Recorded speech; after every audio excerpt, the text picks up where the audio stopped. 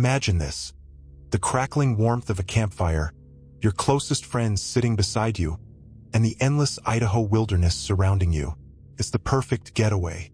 But what if you looked around your group of 5 and counted 6? What if something, had joined your group unnoticed? That's exactly what happened to us. The stranger didn't just sit with us.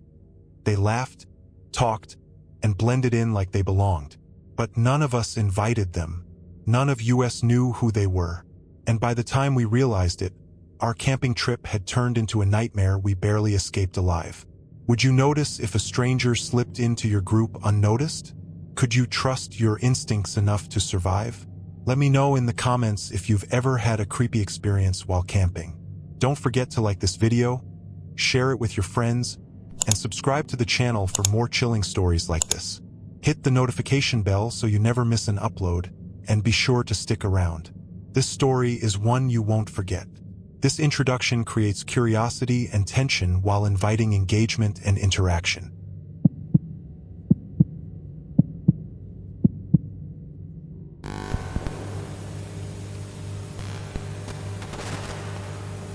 It started as one of those rare weekends where everything seemed perfect.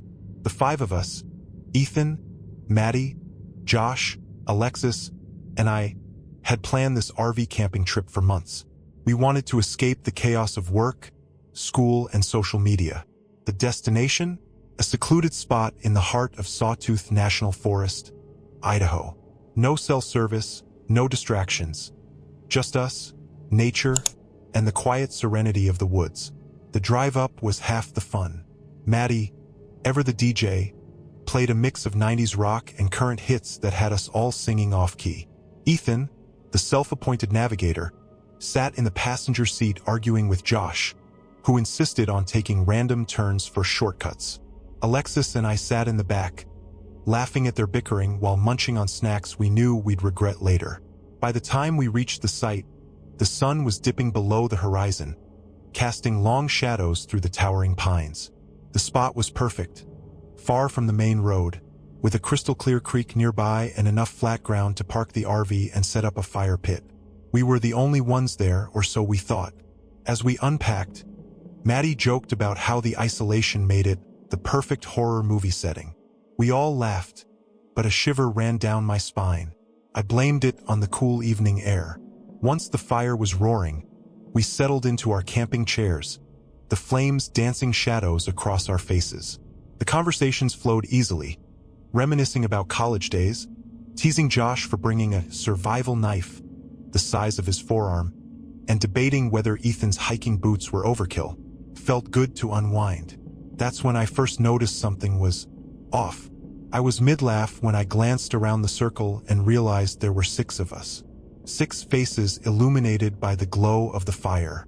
My heart skipped. I counted again, slower this time. Ethan, Maddie, Josh, Alexis, and 2 more. One of them wasn't supposed to be there. I stared at the 6th figure. The firelight flickered over their face, but it didn't click right away who they were. It was like trying to remember the name of someone you swore you'd met before but couldn't place. They were smiling, even laughing at Ethan's joke, as if they'd been part of the group for years. "Hey, can someone grab me a drink?" Josh called out, breaking my concentration.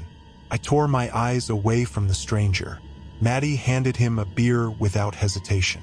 Nobody seemed to notice. Nobody questioned it. Was it just me? Was I overthinking it? Maybe it was the dim light playing tricks on me. But no matter how much I tried to brush it off, the uneasy feeling lingered. I had no idea then just how much worse it was going to get. As the night wore on, the fire crackled louder than our fading conversation. Ethan was regaling us with yet another of his epic stories, this one about a supposed bear encounter on his last camping trip. His animated hand gestures and exaggerated expressions had everyone laughing, including the stranger. That's what unsettled me the most. The stranger didn't just sit there quietly. They participated. They nodded at the right moments, chuckled when everyone else did, even threw in the occasional comment, like, "That must have been wild," or, "Bears are no joke." Their voice blended so seamlessly with the group that I almost convinced myself they belonged. Almost. "All right, Who's next for story time? Ethan said, clapping his hands together. Come on. Someone top the bear story. Josh leaned forward, smirking. You mean the made-up raccoon story? Yeah, I got this. He launched into an outrageous tale about getting lost in Yellowstone as a kid, complete with dramatized sound effects. Maddie and Alexis howled with laughter, and I couldn't help but smile too, but my mind kept drifting to the stranger. I stared at them across the fire, trying to figure it out. They were dressed like the rest of us, worn hiking boots, a weather jacket, and jeans that looked appropriately roughed up for a camping trip. Their face was so ordinary it felt almost unnerving, like a composite sketch of every face you'd ever seen but couldn't quite recall. Short dark hair, average build, unremarkable features. But the eyes, something about their eyes was wrong. They didn't match the easy smile on their face or the relaxed posture of someone enjoying a casual night with friends. The eyes were too alert, too intense, darting between each of us as if studying us. Watching, I leaned toward Maddie, who was sitting next to me, and whispered, Hey, who's that? She frowned. Who's who? The person across the fire, next to Ethan. Maddie looked over, her expression neutral. Oh, I don't know. I thought they came with you or Alexis. No, I said, my voice lowering further. I don't know them. Maddie's brow furrowed, but before she could respond, the stranger spoke up. What about you, Maddie? Got any good camping stories? Maddie stiffened, caught off guard. Not really. I mean, nothing like bears or raccoons, she said with a nervous laugh. She glanced at me, her confusion mirroring my own. The stranger's smile widened. Ah, come on. Surely you've seen something crazy out here in the woods. I really haven't, Maddie said quickly, her tone sharper now. The stranger backed off, raising their hands in mock surrender. Just asking, they said with a chuckle, but something in their tone felt patronizing, almost mocking.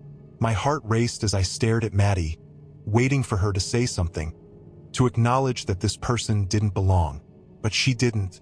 She just looked back at the fire, her laughter quieter now. I sat there in silence, my unease growing by the second. Why wasn't anyone else questioning this? I couldn't shake the feeling that something was horribly wrong. The stranger sat there, completely at ease, as if they had been part of the group forever. But the truth gnawed at me. We didn't know them. No one had invited them. No one even knew their name. The fire started to die down, and Josh grabbed a few logs to keep it going. Can't have the campfire quitting on us now, he joked, tossing one onto the glowing embers. Sparks shot up into the night sky, momentarily illuminating the dark forest beyond our camp. The stranger didn't flinch.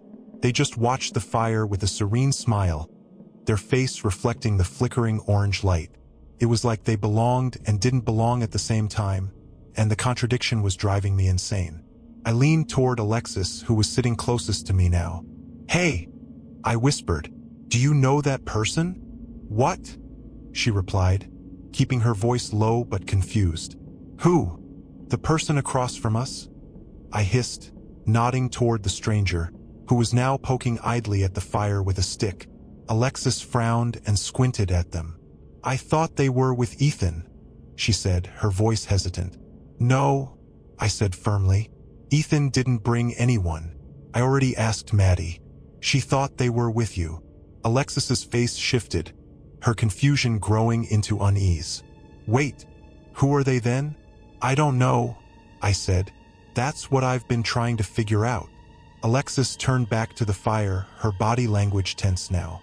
For a moment, I thought she was going to say something to the group, but she didn't. She just sat there, staring at the stranger like she was trying to piece together a puzzle that didn't make sense. The night grew quieter, the kind of quiet that makes you realize just how far you are from civilization. The crackle of the fire seemed louder, the rustle of the trees more ominous.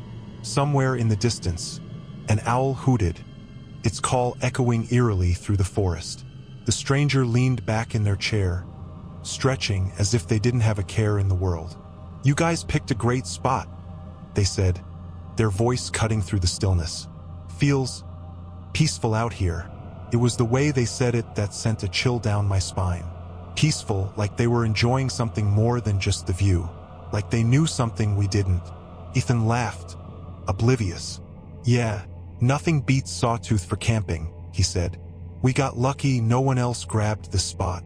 The stranger chuckled softly, their gaze lingering on me for just a second too long. Lucky, huh? They said. Yeah, lucky. My stomach churned. It wasn't just the stranger's presence that unnerved me. It was the way they seemed to be playing with us, toying with our ignorance, and no one else seemed to see it. The fire crackled again, and the uneasy silence returned. I knew this wasn't going to be a normal camping trip. As the fire crackled and shadows danced across the trees, I couldn't shake the feeling that something was wrong. There were 6 of us sitting around the campfire, but we had only come with 5. My eyes darted around the circle, counting again. Ethan, Maddie, Josh, Alexis, and one more face. A face that didn't belong. But here's the thing, this stranger didn't feel out of place. They laughed at our jokes, smiled at the right moments, and blended in so perfectly that no one else seemed to notice. How long had they been there? Where had they come from? And why was I the only one who could feel that something wasn't right? What would you do in my place? Would you trust your instincts or your friend's silence? Drop a comment below and let me know. Don't forget to like this video, subscribe for more chilling stories, and turn on the notification bell. Because trust me, this tale is only just beginning. The more I tried to ignore the stranger, the harder it became. Everything about them screamed wrong, but no one else seemed to feel it. Or maybe they did, and they were just as unsure as I was about what to do. How do you call someone out when you can't even explain why they're there? The night had settled in, the firelight casting dancing shadows onto the surrounding trees. Maddie and Ethan were arguing over which constellation was overhead, their laughter lighthearted. Josh cracked open another beer, clearly enjoying the break from his usual grind. Alexis was unusually quiet, her eyes occasionally darting toward the stranger but quickly looking away when they shifted in their chair. And then there was the stranger, sitting there like they belonged, yet somehow out of place. They weren't doing anything outright suspicious, but every movement seemed just slightly off. The way they turned their head, the way they smiled. There was a stiffness to it, like they were imitating human behavior without fully understanding it. It was the little things that kept piling up. When Maddie passed around a bag of chips, the stranger took one but didn't eat it. Instead, they held it awkwardly between their fingers before eventually tossing it into the fire. When Josh told a joke that had everyone cracking up, they laughed too. But it sounded hollow, like they were mimicking the sound of laughter rather than genuinely finding it funny. All right, I need to stretch my legs, Ethan said, standing up. He grabbed a flashlight and gestured toward the woods. Don't let the fire go out while I'm gone. Watch out for bears, Maddie teased. Ethan rolled his eyes. If I don't come back, you can have my Netflix password. He disappeared into the darkness, the beam of his flashlight flickering through the trees before vanishing completely. For a moment, the group was quiet. The only sounds were the crackling fire and the faint hum of insects in the distance. Must be nice, the stranger said suddenly, breaking the silence. Their voice was soft but carried an edge that made my skin crawl. What's nice? Josh asked, tilting his head. Having a group like this, people you trust, people you've known for years. The stranger's eyes swept across the circle, lingering on each of us for just a moment too long. Not everyone has that. Something about the way they said it felt like a challenge, like they were daring us to question them.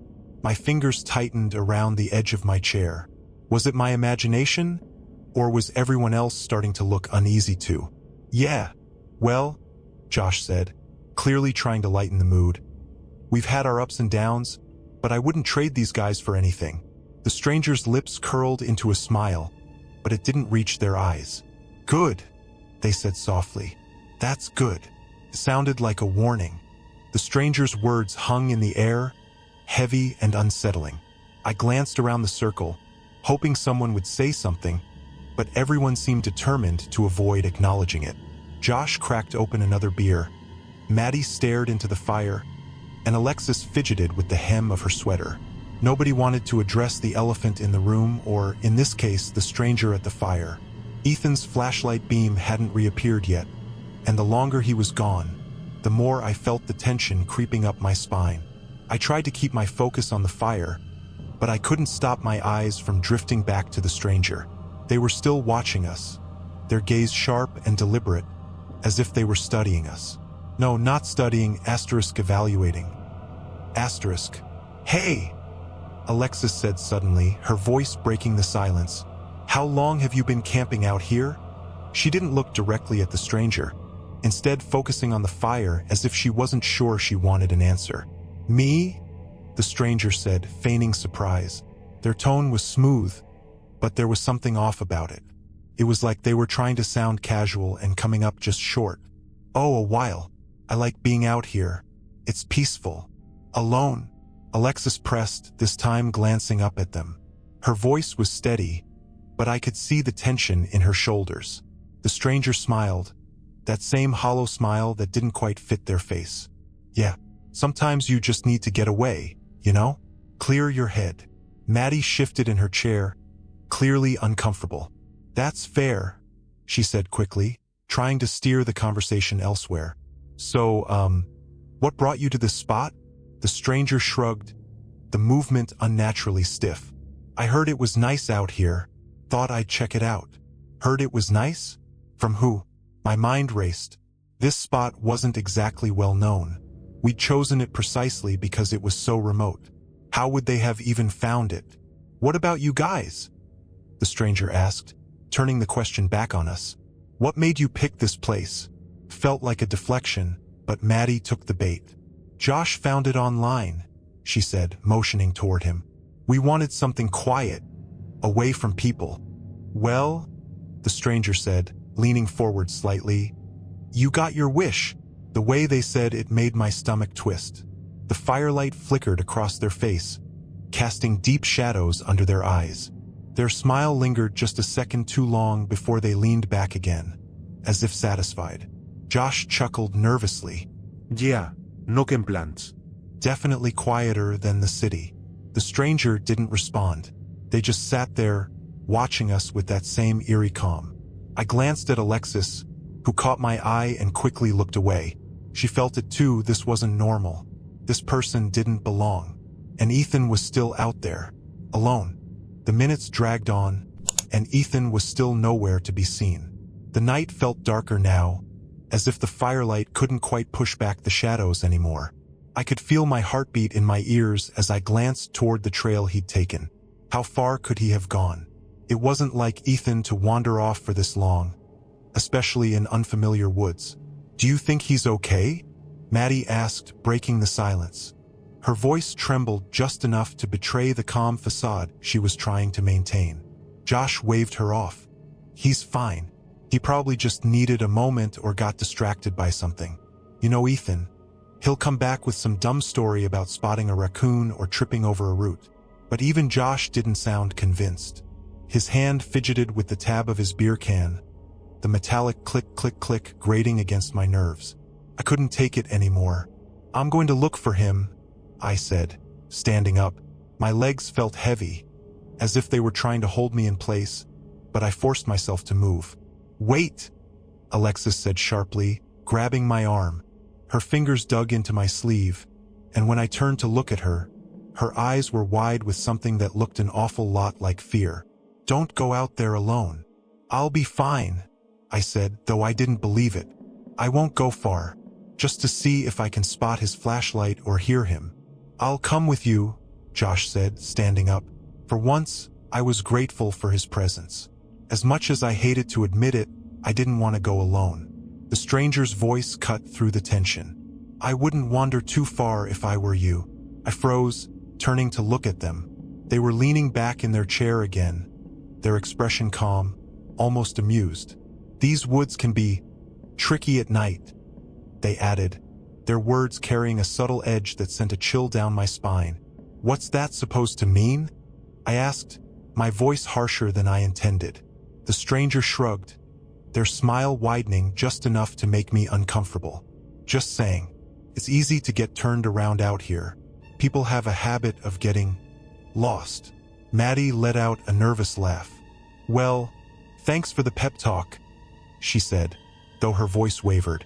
Ignoring the stranger, I grabbed a flashlight from the RV and gestured for Josh to follow. We won't be long, I said to the group, hoping to reassure them. But as we stepped away from the firelight and into the dense darkness of the trees, I couldn't shake the feeling that we were being watched. The stranger's warning echoed in my head. People have a habit of getting lost.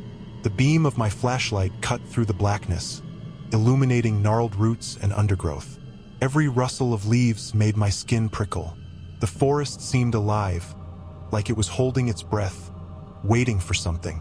And Ethan was still out here, somewhere. Josh and I trudged deeper into the woods, the crunch of leaves and twigs under our boots the only sound breaking the eerie silence. My flashlight beam jittered with every step, casting fleeting shadows that made the trees look like towering figures, leaning in to watch us. The farther we went, the more oppressive the forest felt, as though the air itself was growing heavier. Ethan, Josh called out, his voice echoing into the void. No response, not even the faintest rustle of movement. My grip tightened on the flashlight. He wouldn't have gone this far, I said, more to myself than to Josh. He knows better. Josh nodded, but his pace slowed.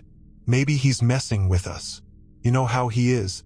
He probably thought it'd be funny to scare us. I wanted to believe that. I wanted to imagine Ethan crouched behind a bush somewhere, stifling his laughter, ready to jump out and yell, "Gotcha!" But deep down, I knew better. Ethan wasn't the type to vanish into the woods without saying anything. Let's give it a few more minutes, Josh said, glancing over his shoulder toward the faint glow of the campfire in the distance. I don't like how quiet it is out here. I nodded, but before I could respond, there was a sound. A faint, high-pitched whistle, like the wind threading through the trees.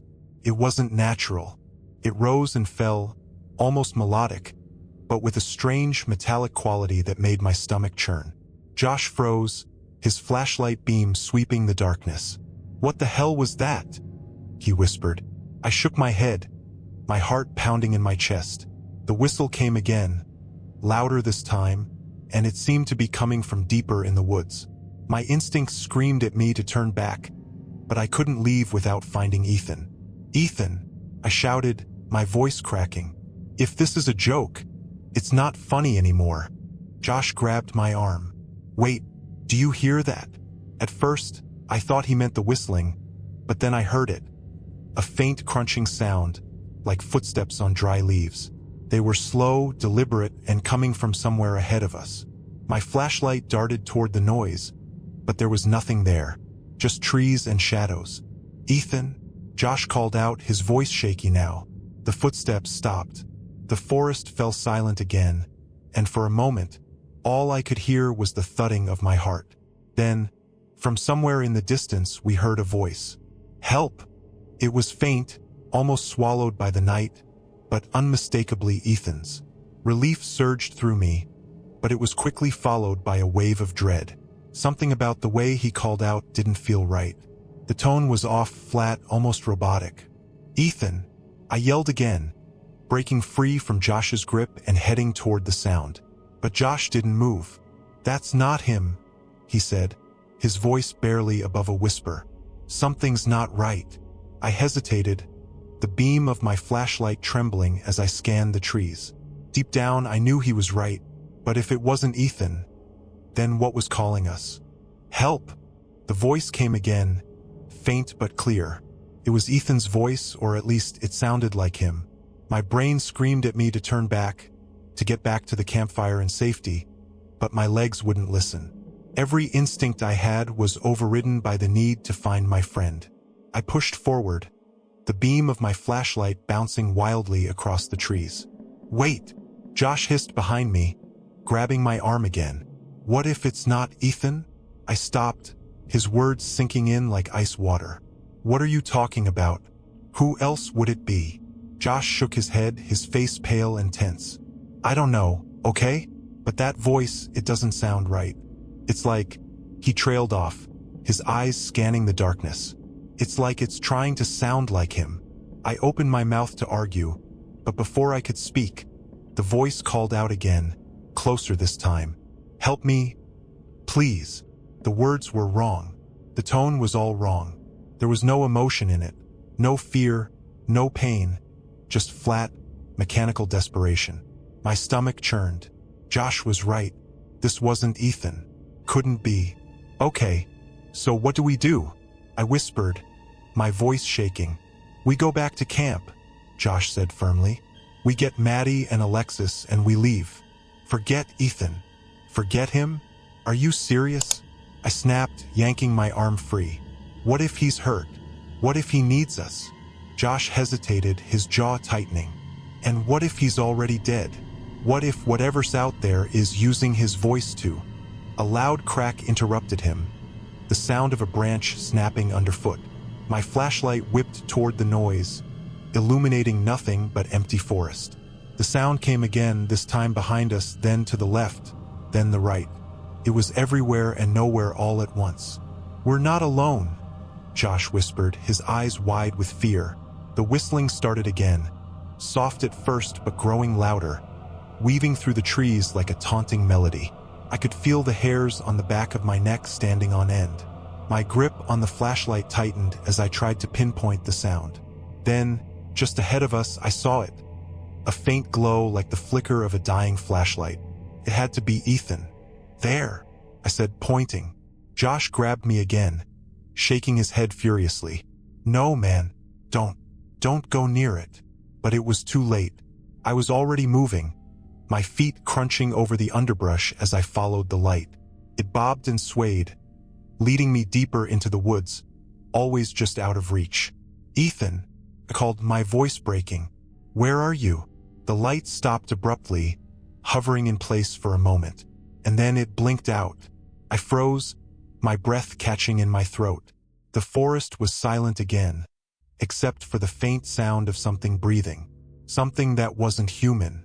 I stood frozen, flashlight trembling in my hand as I strained to hear the faint breathing. It was raspy and uneven, like someone or something struggling to draw air. The sound was so close that my skin prickled with the realization that I wasn't alone. "Porter, let's go," Josh whispered behind me, his voice barely audible. He tugged at my arm, but I couldn't move. My legs felt cemented to the ground, locked in a mix of fear and uncertainty. What if it was Ethan? What if he was hurt and needed us? "Ethan," I called out, my voice shaky.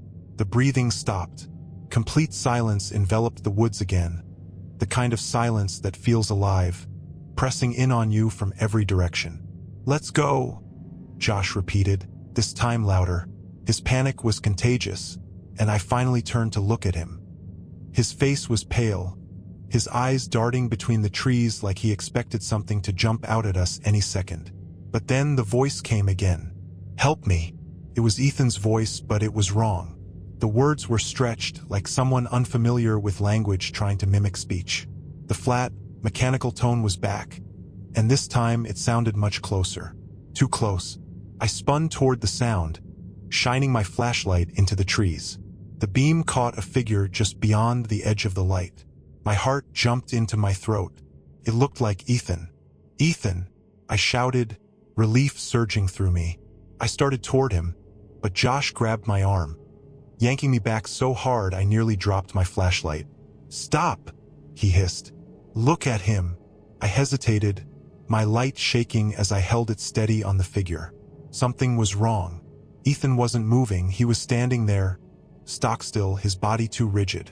His head was tilted unnaturally to the side, like a puppet held up by invisible strings. "Ethan?" I called again, my voice cracking. The figure didn't respond. It just stood there, staring at us. And then, slowly, its head snapped upright.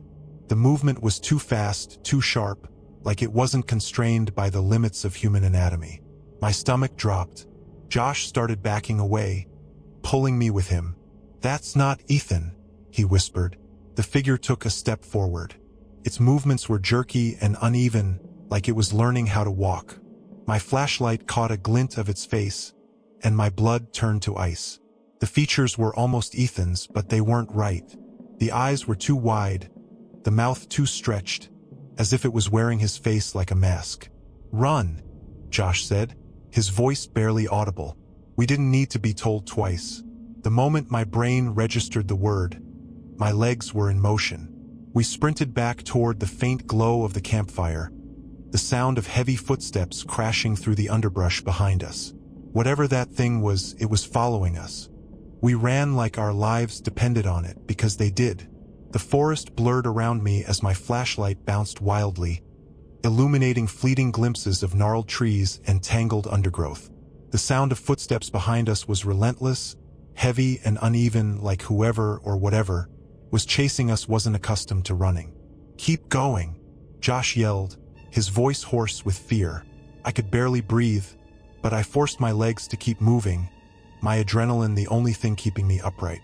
The campfire's faint glow flickered in the distance, a beacon of safety that felt impossibly far away. Then I made the mistake of looking back. The beam of my flashlight swung behind me, catching a glimpse of the figure. My chest tightened in terror. It wasn't running like a person. It was lurching, its arms swinging unnaturally wide, its head snapping side to side as if scanning the woods. But the worst part was its face. It still looked like Ethan, but the features were exaggerated now, warped like a reflection in a funhouse mirror. Its mouth hung open too wide, revealing teeth that didn't look human. "Faster!" I shouted, my voice breaking. Josh didn't respond. He was already pushing himself to the limit, his breath ragged and desperate. The campfire grew closer, the flickering light cutting through the darkness. I clung to it like a lifeline, my only thought being to get back to the others. As we broke through the tree line, I shouted, "Run! It's coming!" Maddie and Alexis looked up in alarm, their faces pale in the firelight. Maddie dropped the mug she was holding, and Alexis stood frozen, her eyes darting between Josh and me and the forest behind us. "What's coming?" Maddie demanded, her voice shaking. "There's something out there," Josh gasped, collapsing onto the ground, his hands on his knees. It's not Ethan." "Not Ethan? What are you talking about?" Alexis asked, her voice tinged with panic. "Where is he?" Before either of us could answer, the footsteps stopped. The silence was deafening, broken only by the crackling of the fire and our labored breathing. I turned, my flashlight trembling in my hands, and pointed it toward the tree line. Nothing. The figure was gone. "What the hell?" Josh muttered, glancing over his shoulder. "We saw him," I said, my voice barely above a whisper. "We saw something. It looked like Ethan, but it wasn't him. It was wrong." The girls exchanged nervous glances. Maddie opened her mouth to speak, but a loud snap from the trees cut her off. All of us froze. The sound wasn't distant this time. It was close. Too close. "Get in the RV," Josh said, his voice firm despite the fear in his eyes. "Now." We didn't argue. Maddie and Alexis scrambled to their feet, grabbing whatever they could as we hurried toward the RV. My hand was on the door handle when I heard it again. The voice, "Help me," came from the woods impossibly clear, and this time it sounded exactly like Ethan. We froze at the sound of Ethan's voice, the chilling perfection of it slicing through the night.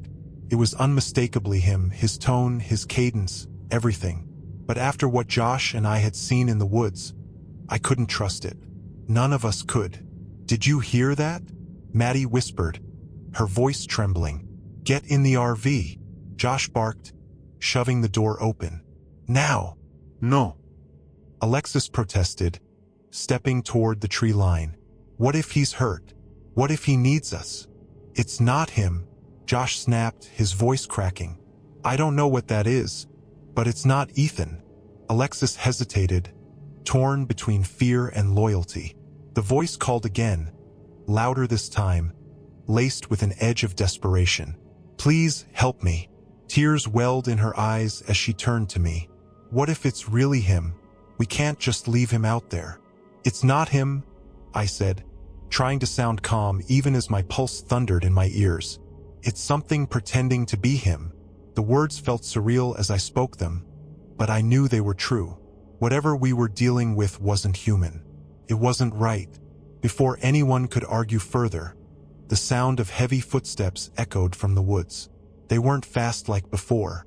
This time, they were deliberate, each one accompanied by the crunch of leaves and the snap of branches. My flashlight was still in my hand, but I couldn't bring myself to aim it toward the trees. I didn't want to see what was coming. Inside. Now, Josh said, his voice shaking but firm. We scrambled into the RV, slamming the door shut behind us. Maddie locked it while Alexis peered out the window, her breath fogging up the glass. I could see her hands trembling. "What if it follows us?" she whispered. "It already did," I muttered. The RV fell silent except for the sound of our breathing. The only light came from the fire outside, its flickering glow casting eerie shadows on the walls. I moved to the driver's seat, fumbling with the keys. My hands were shaking so badly I could barely get them into the ignition. Come on, I muttered under my breath. Josh crouched next to me, glancing nervously out the windshield. "Do you see it?" "No," Alexis whispered from the back. "But I can feel it. It's out there."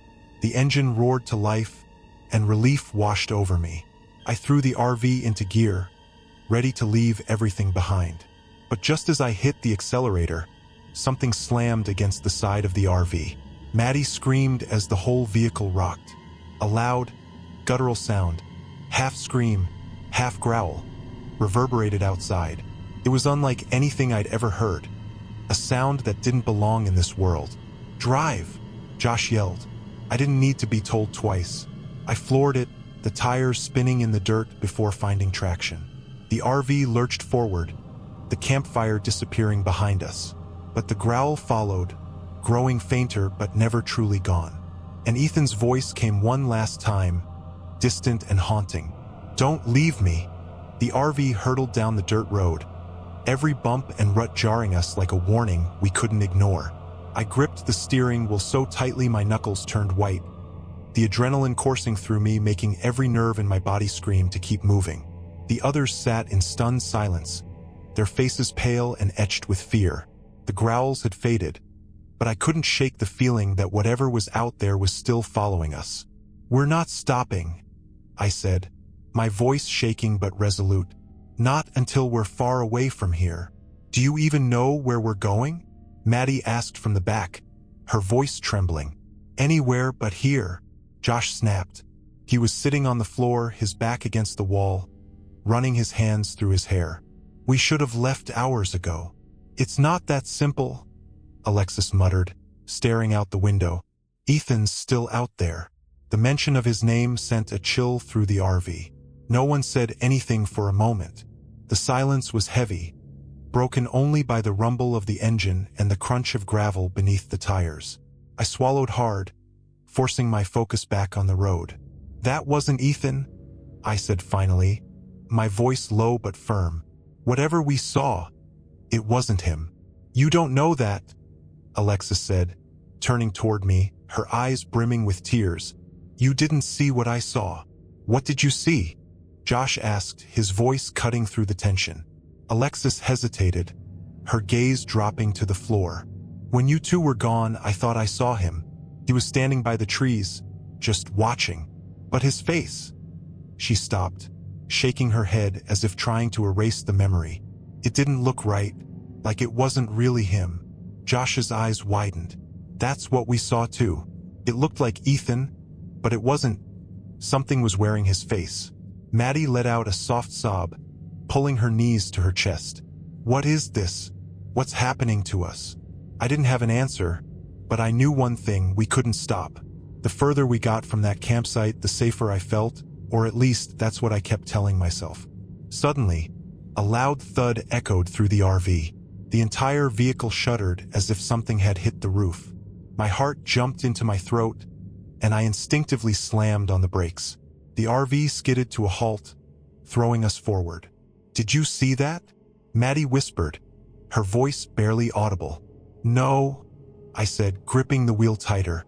"What was it?" Josh slowly stood, his eyes darting toward the ceiling. "It's on the roof," he said, his voice trembling.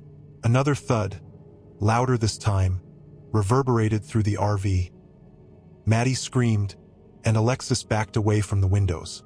I felt a wave of cold dread wash over me as I realized we weren't alone, and whatever was on the roof wasn't planning to let us leave. The RV was deathly silent except for the faint creak of something shifting on the roof. My heart pounded so loudly I thought it might drown out the sound. Everyone stared upward, frozen in place, as the weight moved across the metal. Whatever it wasn't trying to be subtle anymore. "We have to move," Josh whispered, his voice tight with fear. "Start driving. What if it falls off?" Alexis countered, her voice barely more than a whimper. "Or worse, what if it gets in? Better off the roof than stuck here," Josh shot back. "Porter, drive. Now." I hesitated, my hands trembling as they hovered over the gearshift. My mind raced with possibilities. What if starting the RV made it angrier? What if it broke through the roof while we were moving? The weight shifted again, and my hesitation dissolved into raw panic. I slammed my foot on the gas. The RV lurched forward, the engine roaring as it sped down the dirt road.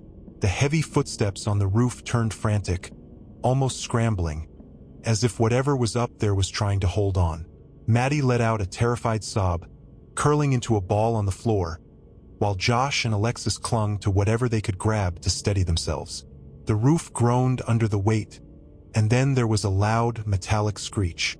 My eyes darted to the rearview mirror, and I saw it. Something tumbling off the back of the RV. It hit the road hard, rolling into the darkness, its twisted form illuminated briefly by the taillights. "What the hell was that?" Alexis cried, her voice breaking. "I don't know," I said, my throat dry. My hands gripped the steering wheel so tightly I thought it might snap in half. "I don't want to know. Did it look like Ethan to you?" Josh asked, his voice shaky. "No," I said quickly, cutting off the thought. Whatever we'd just seen, it wasn't Ethan. Couldn't be. But then the RV jolted violently, throwing us sideways. The engine sputtered, and I realized with growing horror that the vehicle was slowing down. "What's happening?" Maddie screamed. "I don't know," I shouted, frantically checking the dashboard. The engine was still running, but the RV felt like it was dragging something heavy, the wheels groaning under the strain. Josh scrambled to the back window, peering into the darkness. "Oh my God," he whispered.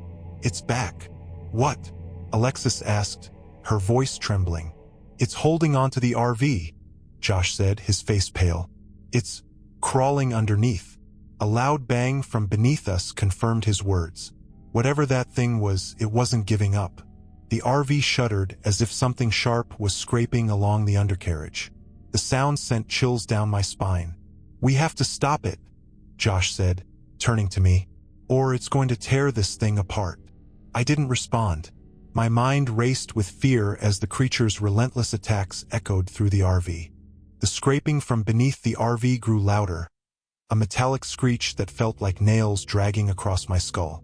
The vehicle shook violently, and I struggled to keep it on the dirt road. Everyone was screaming now. Maddie curled into a ball, Alexis clutching the edge of the table, and Josh frantically trying to look out the windows for any sign of the thing. "Porter, stop the RV," Josh yelled. "Are you insane?" I shouted back. "If I stop, it's going to get in here, and if you keep driving, it's going to rip us apart," he countered, his voice cracking with desperation. Another loud bang jolted the RV, and this time the vehicle tilted sharply to one side. I fought to keep control, my knuckles white as I gripped the wheel. Whatever was beneath us wasn't just crawling. It was attacking. "Fine!" I snapped, slamming on the brakes. The RV screeched to a halt, throwing us forward. For a moment, everything was still, except for our ragged breathing and the faint creak of the vehicle settling. Josh was the first to move. He grabbed the survival knife from his backpack and threw open the side door. "Stay here," he ordered, his tone leaving no room for argument. "No way," Alexis protested, scrambling to her feet. "You're not going out there alone." Josh ignored her, stepping into the darkness. I grabbed a flashlight and followed, my pulse pounding in my ears. "If you're going out there, I'm coming too," I said, my voice shaky but firm. The night was eerily quiet as we stepped outside, the cold air biting at my skin. The RV's undercarriage groaned ominously, and my flashlight beam caught a glimpse of something moving, long, sinewy limbs pulling a twisted body along the ground. There it is, Josh whispered, his grip tightening on the knife. The creature was partially hidden beneath the RV, its claw-like fingers scraping against the dirt as it dragged itself forward. Its face came into view, and my stomach churned. It was trying to look human, but the proportions were all wrong. Its jaw hung too low, revealing rows of jagged teeth, and its eyes glowed faintly, like burning coals. "Hey!" Josh shouted, stepping closer. The creature's head snapped toward him, and for a moment, we locked eyes with it. It grinned, a horrible, unnatural expression that sent a chill down my spine. Without thinking, I aimed the flashlight directly at its face. The creature recoiled, letting out a guttural screech that sounded like metal grinding on metal. Josh didn't hesitate. He lunged forward, slashing at the creature's hand with the knife. The blade connected, and the creature shrieked again, retreating further beneath the RV. But it wasn't done. The undercarriage groaned once more as it began clawing its way to the other side. "It's not running away," I shouted. "It's trying to get in." Josh cursed under his breath. "Then we have to finish it now." The RV shuddered again, and I realized we were running out of time. The RV felt like it was alive, groaning and creaking as the creature clawed its way underneath. Every sound it made, every screech, every thud, sent waves of terror through me. The flashlight in my hand shook as Josh and I circled the vehicle, trying to keep up with its erratic movements. Maddie and Alexis were still inside, their muffled screams filtering out through the thin walls. "We can't keep this up," I yelled, my voice cracking. "It's too fast." Josh gritted his teeth, gripping his knife so tightly his knuckles turned white. "We have to slow it down somehow," he said, scanning the darkness. "If it gets in there, they're dead." I swung the flashlight under the RV, catching a glimpse of the creature's limbs. They were long and spindly, like spider legs, each ending in jagged claws that scraped against the dirt. Its body twisted unnaturally as it moved, shifting like liquid but solid enough to feel its weight in every creak of the vehicle. "It's heading for the door," I shouted. Josh lunged forward, stabbing at one of the claws as it reached out from beneath the RV. The creature let out a horrible screech, and for a moment, it withdrew. But the victory was short-lived. The RV shuddered again, and I realized it was trying to climb up the side. "Get back inside," Josh yelled. "We need a plan." I didn't argue. We bolted for the RV door, slamming it shut behind us. Maddie and Alexis were huddled together, their faces pale and tear-streaked. "What is it?" Maddie demanded, her voice trembling. "What's out there?" "It's not human," Josh said bluntly, pacing the narrow aisle. "It's fast, it's strong, and it's trying to get in." "Then what do we do?" Alexis asked, her voice breaking. "We can't just sit here." I glanced at the windows, the darkness outside feeling heavier now, pressing in on all sides. The RV rocked again, and I knew we didn't have much time. "We drive," I said, my voice steadier than I felt. "We don't stop until we hit the main road. If this thing is still on us by then, we'll figure it out." Josh looked like he wanted to argue but nodded. "Fine, just keep it steady." I slid into the driver's seat, my hands trembling as I gripped the wheel. The engine roared to life and I floored it. The RV lurched forward, bouncing over the uneven dirt road. The creature's screeches followed us, growing louder, more desperate. I glanced in the side mirror and saw a shadow clinging to the back of the vehicle. Its glowing eyes locked on me. "It's still there," Alexis cried, pointing toward the mirror. "Hold on," I shouted, swerving sharply. The RV rocked violently, and for a brief moment, I thought we'd thrown it off. But then came a deafening crash from the roof. It wasn't letting go. The crash on the roof echoed through the RV, shaking it so violently that Maddie screamed and clutched the edge of the table to keep from falling over. Alexis was frozen in place, her wide eyes glued to the ceiling as the creature's weight shifted above us. Every movement was accompanied by the groaning of the roof, the metal creaking under the strain. "It's on top of us," Josh yelled, gripping the knife like it was the only thing keeping him sane. "Porter, do something." "I'm trying," I shouted back, my hands white-knuckled on the steering wheel. The dirt road was a nightmare, every bump threatening to send us careening into the trees. But I couldn't stop. Not with that thing on the roof. "Hold on to something." I jerked the wheel sharply to the left, trying to throw it off. The RV tilted dangerously, the tires skidding on the loose gravel. For a moment, it felt like we were going to tip over. But then the vehicle slammed back down, the creature letting out a blood-curdling screech as it struggled to hold on. "Did it fall off?" Maddie asked, her voice trembling. A loud thud answered her question as the creature slammed its weight against the roof again. This time, a deep dent appeared in the ceiling, and I could see thin cracks spreading like spiderwebs through the paneling. "No, it's still there," Alexis cried, pointing upward. "It's trying to get in." Josh didn't wait. He grabbed a flashlight and flung open one of the windows, sticking his upper body out into the freezing night air. "Keep driving," he shouted. "I'll try to get it off." "Are you crazy?" Maddie screamed. "It'll kill you." Josh ignored her, his flashlight beam darting across the roof. I couldn't see what he was doing, but I heard him grunting, followed by a loud clang as he swung the handle of the flashlight against the roof. The creature screeched again, its voice a mix of rage and pain, and I felt the RV lurch as it shifted its weight. "Come on, you bastard," Josh yelled, his voice muffled by the wind. "Get off." The RV hit a sharp bump, and I heard Josh shout as he lost his balance. Alexis and Maddie screamed, rushing to pull him back inside. The flashlight clattered to the floor as Josh stumbled, his face pale but determined. "I can't reach it," he gasped, clutching the edge of the table for support. "It's not letting go." Another deafening slam from the roof made the RV shake, and I saw a piece of the ceiling buckle inward. My stomach dropped as I realized we were out of time. "We need a plan now," Alexis shouted, her voice cracking. "Or it's going to tear this thing apart." I gritted my teeth, my mind racing. Whatever this thing was, it wasn't going to stop until it got inside. And if it did, none of us would make it out alive.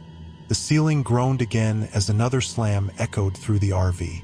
This time, a jagged crack appeared, splintering the metal. A clawed hand shot through, swiping at the air, and Maddie let out a scream that made my blood run cold. "It's breaking in," she cried, backing into the corner with tears streaming down her face. "It's going to kill us." "Not if we kill it first," Josh growled, grabbing a fire extinguisher from the wall. He held it like a weapon, his jaw set and his eyes blazing with determination. "Porter, keep driving. I'm going up there." "Are you out of your mind?" Alexis shouted, blocking his path to the door. "You can't fight that thing. It's not human." "Then what the hell are we supposed to do?"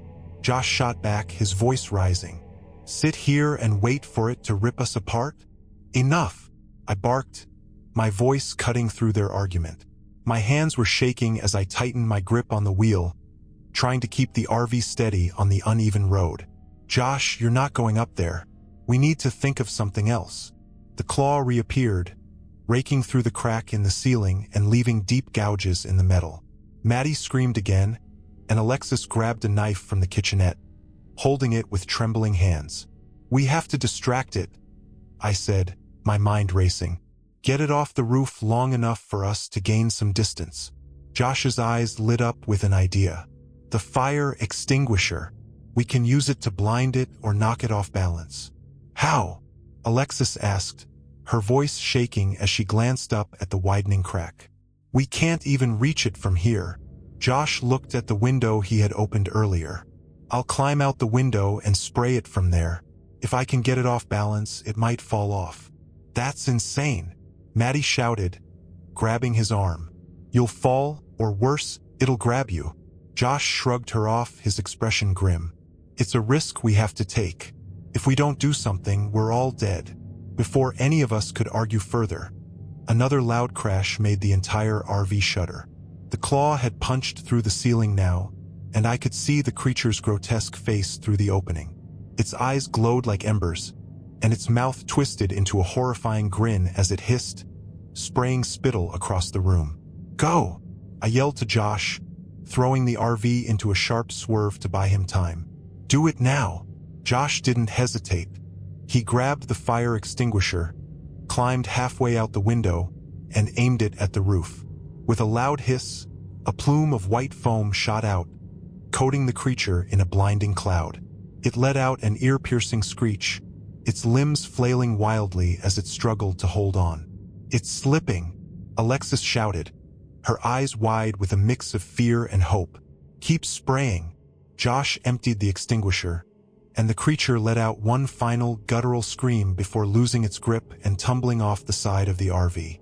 The creature's body slammed onto the road with a sickening thud, rolling into the darkness as the RV sped forward. Josh collapsed back inside, breathing heavily, the fire extinguisher clattering to the floor beside him. Did it fall off?"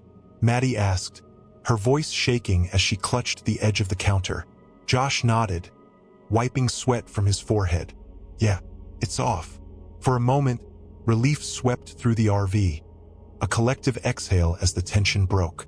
Maddie started crying, her sobs muffled by her hands, and Alexis sat down hard on the floor, her knife still clutched in her trembling grip. Josh slumped against the wall, his chest heaving. I kept my eyes on the road, my knuckles white as I gripped the wheel. The forest rushed past in a blur, the headlights barely cutting through the inky darkness. My pulse still thundered in my ears, and I couldn't shake the feeling that it wasn't over. "It's gone, right?" Alexis asked, looking around at us. "It can't catch up now." "No way," Josh said, though his voice lacked conviction. "We're too far ahead." But deep down, I didn't believe it. That thing wasn't natural. It didn't follow the rules. My hands trembled as I tightened my grip on the wheel. "We need to keep moving. Don't stop for anything." The RV rattled as we hit a pothole, the jolt snapping us all out of our momentary relief. Maddie let out a soft gasp, and Alexis turned toward me. "Where are we even going? Do you have any idea how to get out of here?" "Just keep heading west," I said. "We'll hit the main road eventually." The silence that followed was thick with tension. No one wanted to voice the lingering fear we all felt, that the creature wasn't done with us, that it was out there somewhere waiting. Then, as if on cue, a low, guttural sound echoed through the night. It wasn't coming from behind us this time, it was ahead. My stomach dropped as I saw something in the distance, just at the edge of the headlights. A dark figure stood in the middle of the road, its twisted form unmistakable. "It's back," Alexis whispered, her voice barely audible. "Impossible," Josh said, scrambling to his feet, but the fear in his eyes told me he knew better. I slammed on the brakes, the RV screeching to a halt. The figure didn't move. It just stood there, its glowing eyes fixed on us. My heart pounded as I struggled to think, to act, to do anything. "What do we do?" Maddie asked, her voice rising in panic. The figure started moving toward us, its steps slow and deliberate. I could hear the heavy thud of its limbs hitting the ground, the sound growing louder with each passing second. "We run it over," I said, my voice cold and determined. "What?" Alexis gasped. "Hold on," I growled, slamming the RV into gear. "This ends now." The engine roared as I floored it, the headlights illuminating the creature's grotesque grin. I didn't blink. I didn't breathe. And then, with a deafening crash, we hit it. The impact was deafening. The RV shuddered violently, throwing us forward as the creature disappeared under the wheels with a sickening crunch. Maddie screamed, clutching the counter for support, while Alexis and Josh braced themselves against the walls. My hands gripped the steering wheel so tightly it felt like my fingers might snap. I didn't stop. The engine roared as I pushed the RV harder, determined to get as far away as possible. The road blurred in front of me, the headlights illuminating nothing but endless trees. My heart pounded in my chest, adrenaline pumping through my veins. "Did we get it?" Alexis whispered, her voice trembling. Josh scrambled to the window, his face pale as he looked back. "I think so," he said, his tone uncertain. "It's not following us anymore." The silence that followed was unbearable. The only sound was the hum of the engine and the faint rattle of the RV as it sped down the uneven road. No one spoke. No one dared to ask the question we were all thinking. Was it really dead? After what felt like an eternity, the dirt road gave way to smooth asphalt. A wave of relief washed over me as the headlights caught the familiar yellow lines of the main highway. Civilization. Safety. I slowed the RV, my hands still shaking as I turned onto the paved road. "We made it," I said, my voice hoarse. "We're out." Maddie let out a soft sob, burying her face in her hands. Alexis slumped into the nearest seat, her knife still clutched in her hand, though she looked too drained to use it. Josh sat down heavily beside her, his head in his hands. For a few minutes, none of us spoke. The reality of what had just happened was too much to process. The creature, the chase, the impossible terror of it all. It didn't feel real. And yet, the dents in the ceiling, the scratches on the walls, and the blood on the windshield told a different story. Finally, Josh broke the silence. "What the hell was that thing?" No one answered. Maddie sniffled, her shoulders trembling. "It wasn't human," she whispered. "It couldn't have been." "It wasn't," I said, my voice firmer than I expected. I stared straight ahead, my knuckles still white on the steering wheel. "It wasn't anything from this world." Alexis looked at me, her eyes wide with fear. "Then why did it come after us? What did it want?" I didn't have an answer. All I knew was that we had survived, but I couldn't shake the feeling that we hadn't seen the last of it. The creature wasn't just hunting us. It was toying with us, testing us. And the thought of it still being out there, waiting for its next victim, sent a chill down my spine. The highway stretched endlessly before us, bathed in the cold glow of the RV's headlights. We drove in silence, each of us trapped in our own thoughts, trying to make sense of the nightmare we'd just endured. The faint hum of the engine was the only sound, but it did little to soothe the tension in the air. My knuckles still ached from gripping the wheel so tightly, and my mind replayed the events over and over, like a broken record. "What do we tell people?" Alexis finally asked, her voice barely above a whisper. She was staring out the window, her expression blank, as if the darkness outside might offer answers. Josh shook his head. "Nothing," he said firmly. "Who's going to believe us? That some thing chased us through the woods? They'll think we're crazy." "But it happened," Maddie said, her voice trembling. "We can't just pretend it didn't. What if it goes after someone else?" Her words hung in the air, a heavy reminder of the danger still lurking out there. I wanted to tell her it was over, that we were safe now, but I couldn't. Deep down, I knew the truth. That creature wasn't gone. It was waiting, watching, maybe even following. "We'll figure it out later," I said, my voice sounding hollow even to myself. "Right now, we just need to get somewhere safe." As we approached the outskirts of a small town, the dim glow of streetlights appeared on the horizon, their warm light cutting through the darkness. Relief washed over me like a wave. I pulled into the parking lot of a 24-hour gas station, the RV rumbling to a stop. For the first time since the nightmare began, I let go of the steering wheel and leaned back, my body trembling with exhaustion.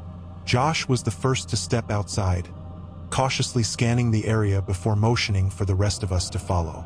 The air was crisp and still, but the eerie silence of the woods had been replaced by the distant hum of passing cars. Felt normal, safe. Maddie clung to Alexis as we stepped into the gas station, the fluorescent lights glaringly bright after hours of darkness.